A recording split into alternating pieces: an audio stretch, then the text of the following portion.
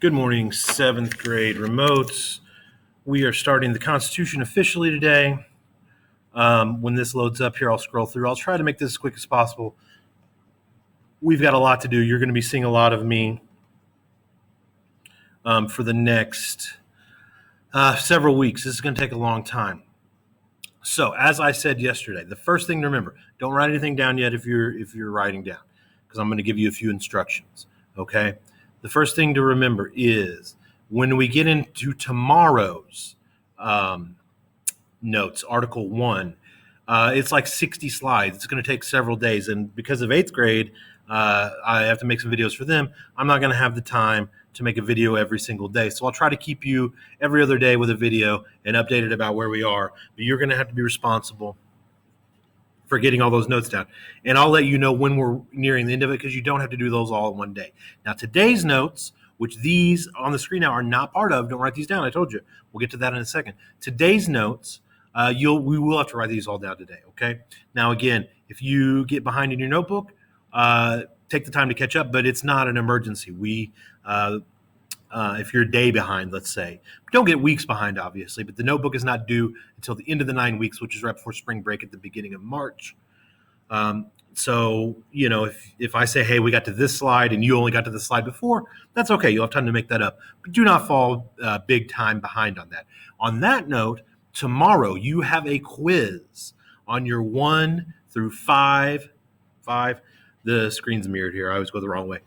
Sorry. The first 5 amendments. And like I said on the video yesterday, you need to keep a separate sheet that's not in your notebook. This is part of your study guide. So whether you want to write these down on a piece of paper or you want to open a Google Doc and just type them out, 1 through 27, we're doing 5 at a time. Amendments, okay? And tomorrow you'll have a quiz where it'll say Amendment 1, 2, 3, 4, and 5, and you'll have to fill out what they are, okay? Tomorrow in the notes, you'll get 6 through 10. And then next week, we probably won't do it on Monday. I don't like to do quizzes on Monday. But on Tuesday, we'll do 1 through 10. Not 6 through 10, 1 through 10. And then we'll go to 1 through 15, 1 through 20, and eventually 1 through 27. Okay? So this is not in your regular notebook. This could be wherever you want as long as you don't lose it, because this is going to be turned in with your study guide.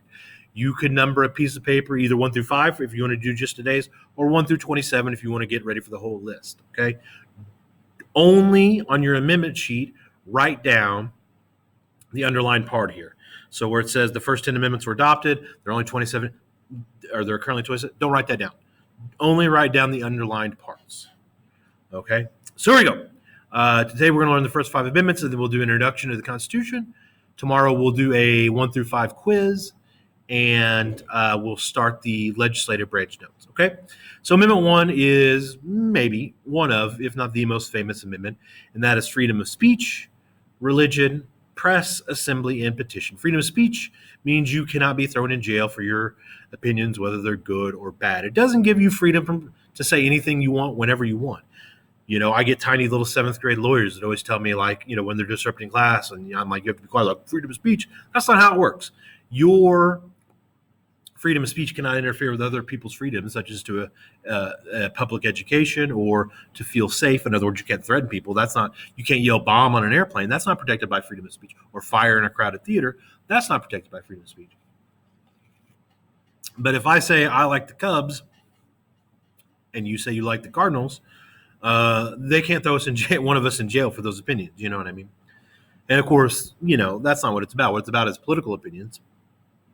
Okay, religion, you can be a Christian or whatever type of Christian, whether it's Catholic or a Protestant or, Presbyterian or a Baptist or Church of God or whatever. You could be a Muslim. You could be a Hindu, an atheist, a snake charmer, a Satan worshiper, whatever you want in America, and the government can't say anything about it. Freedom of the press, the government cannot tell the press what they can and cannot write. Freedom of assembly, that's become important lately, as we've seen protests even today in Washington, D.C., and petition.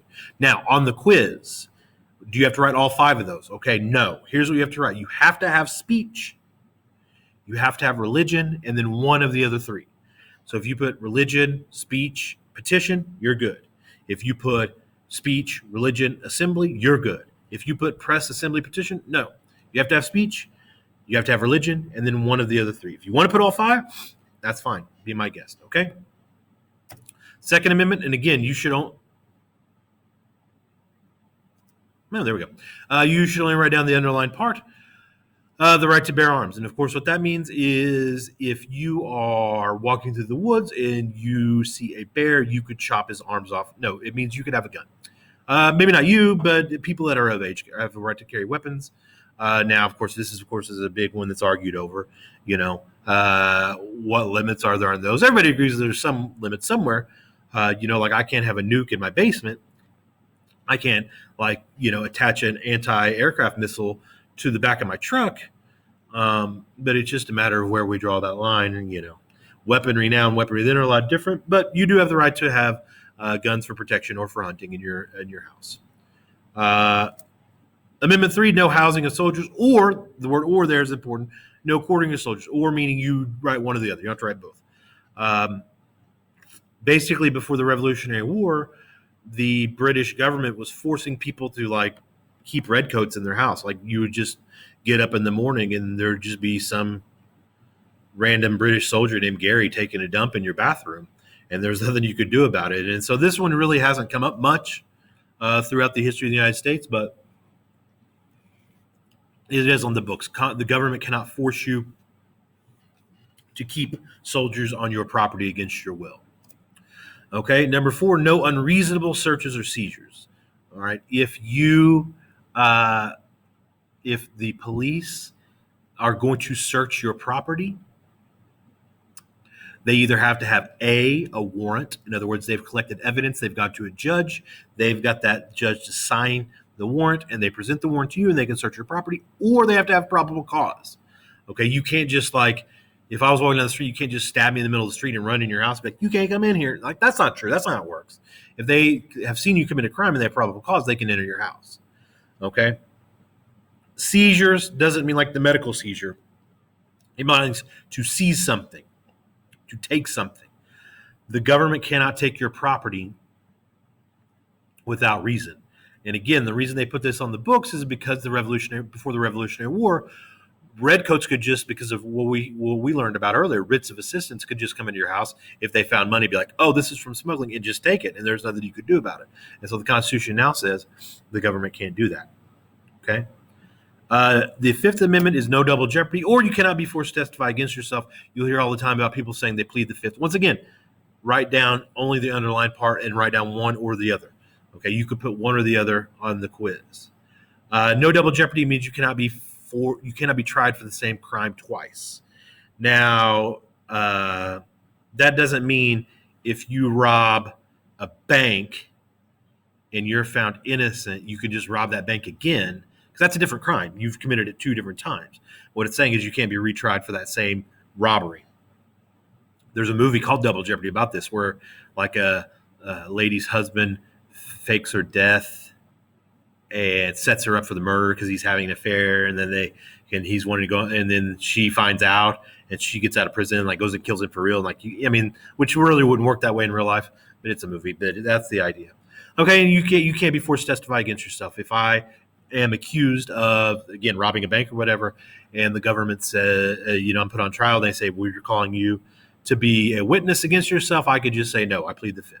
Okay, so tomorrow you will get a Google form and it'll say 1, 2, 3, 4, 5, and you need to fill in what each of those amendments are. Again, the first one, freedom of speech, religion, and then one of the other 3, press, assembly, petition. 2, you should type right to bear arms. Number 3, no housing of soldiers. Number 4, no unreasonable searches or seizures. Put arrest instead of seizures, that's fine. And number 5, no double jeopardy. You cannot be forced to testify against yourself. Now, you could save your Google Doc if you're typing these out, or put away your piece of paper, and now it's time for your regular notebook. Okay, so now we're going to start the introduction. These should be in your regular notes. So here we go. Today we're talking about an introduction to the Constitution. We're going to talk about what the 7 articles of the Constitution are called. This will be really quick today. I don't have much to say about them. But then tomorrow we'll start Article 1, which is really long. Okay? And so I'm going to go through these quickly, but you will have these posted on Google Classroom, so you could write these down at your own pace. You don't have to write these down as I'm going through there. Okay, the Constitution consists of the Preamble, which is just introduction. It's over there on my wall. A lot of teachers for the Constitution test have you memorize the Preamble and give it and say it in front of the class, but It doesn't seem useful to me, so we don't do it. If you want to look it up, you can. But the preamble is the introduction to the 7 original articles, and of course, the 27 amendments, which you've already learned 5. You probably know some of the other ones, even if you don't know that you know, or you don't know specifically what number they are either. Okay, the preamble of the Constitution comes at the beginning, explains the goals of the Constitution. Now, you do have to write all of this down in your notebook, but I would underline what I've underlined if I were you, or put a star or highlight, because these are 7 questions on your Constitution. So what are the names of the 7 articles? Okay. So the legislative branch, legislative is the lawmaking branch. Okay. The head of the lawmaking branch is Congress, which we'll talk about later, which is the House of Representatives plus the Senate. Okay. There was a big Senate election in Georgia just yesterday. Today is January 6th, 2021, just in case you're watching this in the future. So the Senate is now going to be split 50-50, which we'll get into later. But this is the branch responsible for making the laws, the legislative branch. Okay, so these are the people that we elect. There are, well, we're going to talk about when we get in the branch how many these people are, how many each state gets, and all that stuff. But for right now, you just need to know that Article 1 is legislative branch, and then, like I said, write down what's on the screen. Article 2 deals with the president and the vice president, how long they get to be in office, what their powers are, what happens if they have to be removed or if they die, which has happened quite a bit, how to impeach them, the oath of office, and everything else.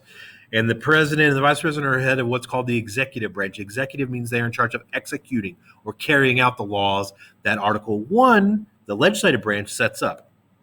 Okay, because laws are only as good as their enforcement. If I say there's a new law tomorrow that you only have to wear red shirts and you wear a blue shirt tomorrow, the police aren't coming because I don't have the power to make that law. Nobody's going to enforce that. Okay, and as you could probably guess, Article 3 is the judicial branch. That's our court system.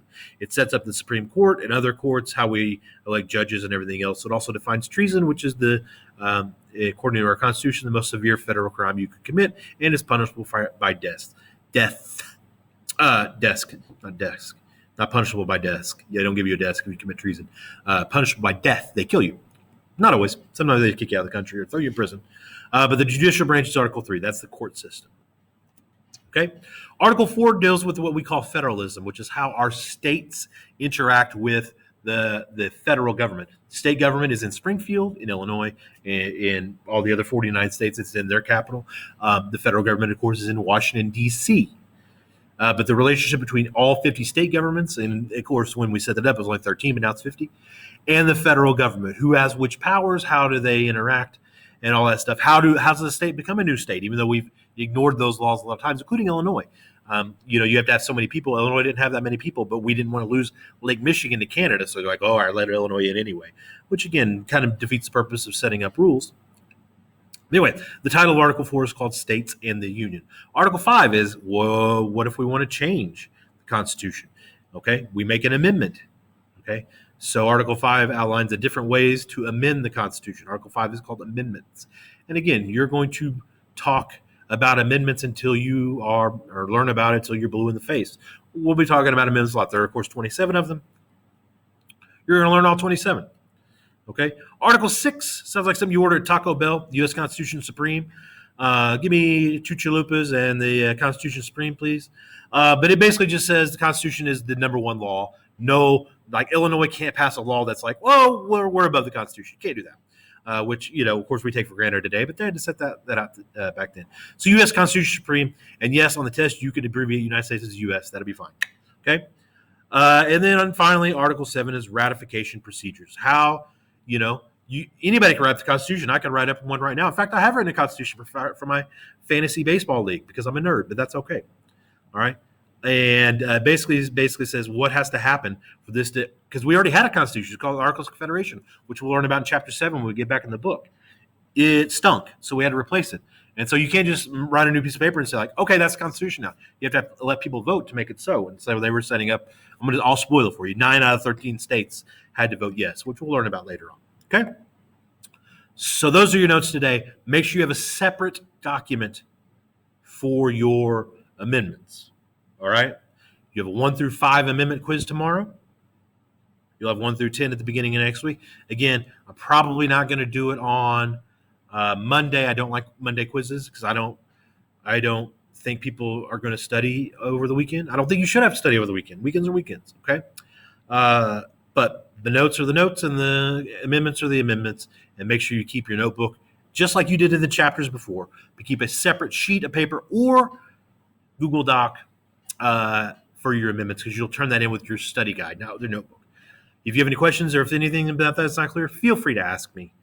But otherwise, keep wearing your mask, washing your hands, stay safe, and I will see you probably tomorrow. I'll probably make a video tomorrow. So have a good day. Bye.